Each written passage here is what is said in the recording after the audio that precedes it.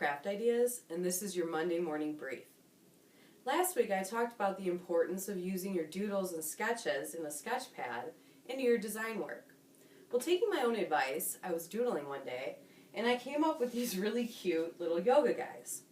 I think my mind was wandering. I was thinking of yoga class, and I started kind of sketching out some of the poses, and the resulting factor was this really cute kind of little image.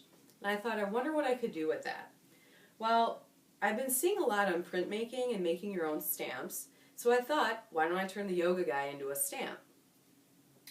I wound up using a piece of plexiglass, and I ended up cutting my little design out of kind of an adhesive back foam. I just stuck my little yoga guy on that piece of plexiglass and used him as a stamp, and the result was really cool.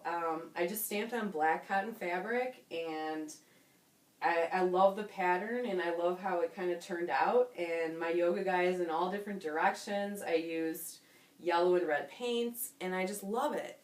Now, I'm not sure what I'm going to do with finishing wise, but it kind of looks like the perfect size for maybe a mug rug. So when I'm drinking my tea or coffee, I have my little yoga guy right there with me while I'm working. So kind of like that idea. Getting into the printmaking range of topics, I had a copy of Stamp It, and it's a DIY book on how to make your own handmade stamps.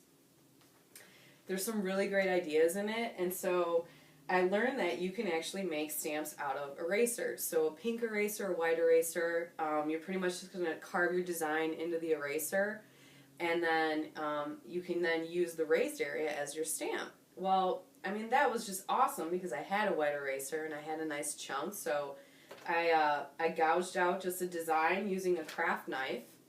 If you have a linoleum cutter, you can also kind of remove the surface that way, but I didn't have one, so I just used the X-Acto knife and came up with just this weird pattern, and the result was really cool. It was like a block print, and I just played around with different acrylic paints, and just to kind of see what looked good, and it was really fun and really cool. And obviously the area that I gouged out is this white area, and then the colored areas are the raised areas on the stamp. So here's one that I made to kind of just show you where my mind was going with this pattern and this design. But just using two colors, I created this really cool print block, alternating squares with colors, and flipping the design around. And I think I'm going to do a few more and maybe sew them together into a table runner, or use them as a hanging, or even make a quilt perhaps. But I just thought that was really fun, and it was neat because I made that my own stamp, and this is the end result from it.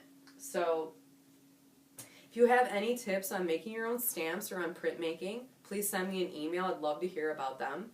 My email is aniemiec@amoscraft.com. From everyone here at Craft Ideas, we wish you a wonderful week, and we also wanted to say Happy St. Patrick's Day. Happy crafting.